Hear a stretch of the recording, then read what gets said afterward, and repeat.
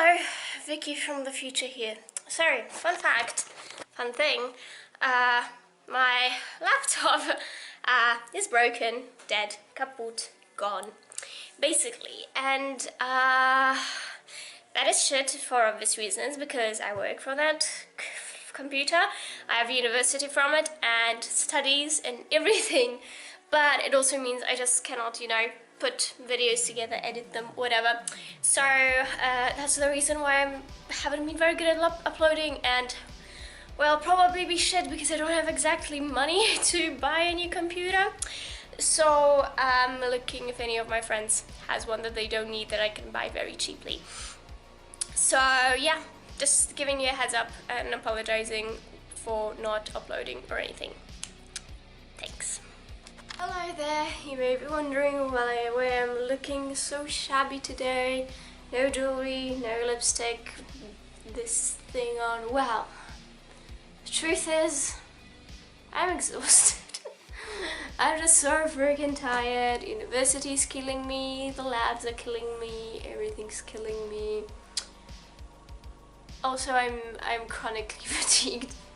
Like, just always tired for no reason, not an illness, nothing dramatic. I'm just tired all the time, and I couldn't be bothered to look decent today. So yes. Also, lack of energy. Sorry if I sound like a dead dumpling today, but today is a good video on a positive topic. Sorry, let's not ruin that with my moping and moaning on how exhausted I am. Because today we are going to be reviewing the most wholesome series that I've ever read in my life, which always makes me feel a little bit better. Yes. So the series that I'm thinking of is called, what is it called? Oh, the Hannah Swenson series. I always forget. I always call it just by the first book's title, which is Chocolate Chip Cookie Murder. My boyfriend calls them the Bakey Murders or the Bakey Murder books, whatever, I don't know, Bakey Mysteries. So I always forget that it's called the Hannah Swenson Mystery by Joanne Fluke. Here are the first 3 books in no particular order, first, second, third. So I'll get into one of the coolest things at the very beginning because it's also connected to an announcement, and that is I am going to be starting a cooking show. I mean, not really a cooking show, just gonna make a few cooking videos when I'll get the time. I don't know when that is, but I plan to start a small series on this YouTube channel once a few months, I don't know, it depends how good it does, it depends how much time I'll have, where I'm going to take a food that appears in a book and I'm gonna try to recreate it. So I thought I'd start out with these because these are easy because they have recipes inside them, so I won't have to look for a recipe or come up with one by myself. So I'll start with this, and I planned on making from the recipe from the 3rd book, blueberry muffins. So that's gonna be coming up one day, hopefully. So let me know if you're interested in that. I'm gonna make at least one video on the topic. So like cooking with books generally, and it's like I mentioned, these books in particular have recipes. However, I'm thinking if any book I read where there's a dish that sounds interesting, I'm gonna try to recreate that dish even if it doesn't have a recipe, because the majority of books just don't have a recipe. But that's a new series I'd like to start on this channel. We'll see how that goes. And yeah, so the first thing that's cool about these books is that they have recipes, like I just said. So each book has around 6 recipes. And they're sweet things usually. They're usually cookies, but there's a few others. So there's a muffin recipe. In the 2nd book, there's a strawberry shortcake. In the 1st book, there's also a short story where you have candy at the end. There's a recipe about candy. I don't remember, but there's quite a few good recipes. So I don't know. Let's take the 2nd book, for instance, and see what recipes they got here. Apricot bread pudding, strawberry shortcake, oatmeal raisin crisps, that's cookies, chocolate Highlander cookie bars, Hawaiian flan, basically, recipes. And what's better than recipes?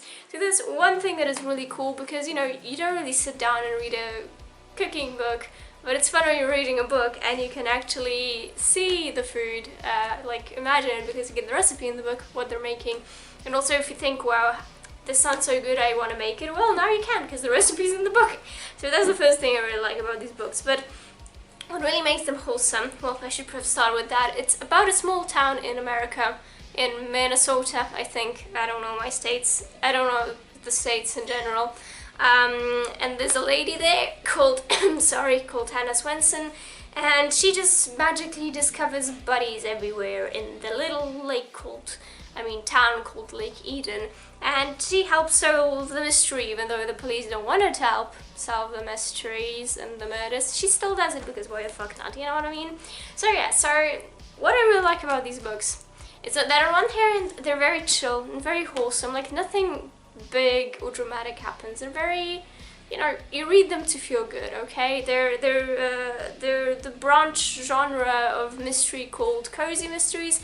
So, even if there's something more drastic like domestic abuse or cheating featured, it's usually described in a way that's rather, delicate, not to, make anyone sad or anything. And I don't know, I generally enjoy the way it's written. So on one hand, it's really cool and wholesome and cozy, but on the other hand, it's not just boring wholesomeness and coziness.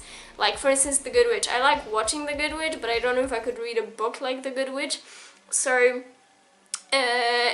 just so you don't get bored, there's also a murder there that you have to solve in the book. So on one hand it's cozy, but you also get something that's actually mildly interesting in the book that happens, and it's not just wholesomeness and positivity all the way through. But I do enjoy the fact, like, the way it mingles, because I like reading some darker, crime novels as well. However, it's nice to read a crime novel from time to time that doesn't literally just destroy you in every way possible. So that's very nice. So that's the thing I really like. The characters are genuinely rather likable. Are the scenarios in any way real? No, because magically in all the books, the people who die are found eating the main character's cookies. Oh, because I didn't mention this, the main character runs her own bakery, cookie shop, but it kind of expands with time, I guess. It becomes a bakery. I don't know, I think it's still called the cookie shop, but that's beside the point. So they're all magically was found dead eating something of hers, and that's why she decides to, help solve the crime. So are these scenarios realistic in any way? No, but they're wholesome, and that's what matters. You know what I mean? Like I mentioned, the characters are likable. The only thing that I have to say that I don't like about these books, but this is my own personal preference, so it doesn't have to be something that bothers you, is the romantic part of the books, because I hate love stories.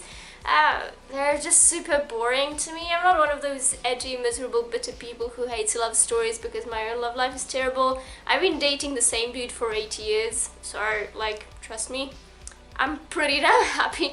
But, love stories are just so boring to me. Nothing happens, and the whole point of it existing to me is just kind of useless, and I don't understand. I understand that some people, like to see love because it makes them happy. I honestly just don't care. And I know that some people don't have a partner, boyfriend, girlfriend, whatever, and so that's why they like reading love stories, so that they can imagine themselves in some scenarios. Maybe there are some other reasons. However, I absolutely hate love and romantic things in books, because it just bores the shit out of me. And these unfortunately have it. In the first 2 books it's not overly overdone, Hannah has one suitor and she has another suitor, and your typical girl, oh, which one do I choose? I don't really want either, but I can do both. But it's I wouldn't call it a triangle per se, because these books were first written in the early 2000s, and for all you little babies out there who, you Gen Zs and other people who weren't around in that time, that was a totally different time. So I don't know if this is just where I live, because every country's different. Everyone functions differently, but where I live in Europe, the country I live in, people get together and stay for long at a very young age.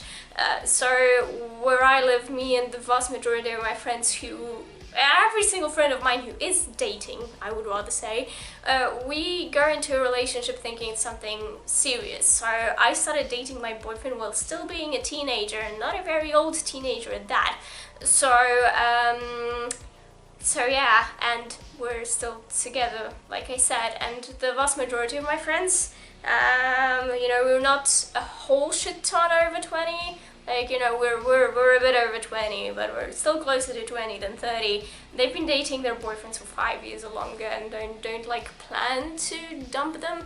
So maybe it's just where I live, but I feel like nowadays, at least where I live, people go into a relationship wanting something serious from the beginning. If it doesn't work out, it doesn't work out, but they try, and that's their mentality. They don't want to have fun. They wanna, you know, be in a serious relationship. And so, like I said, I'm sure that in different parts of the world it's absolutely different. Maybe even in different parts of my country it's different. Like, I can't really say, that's why I'm saying, but in this particular place. However, back in the early 2000s, I also remember life back then still, and beautiful, beautiful times. And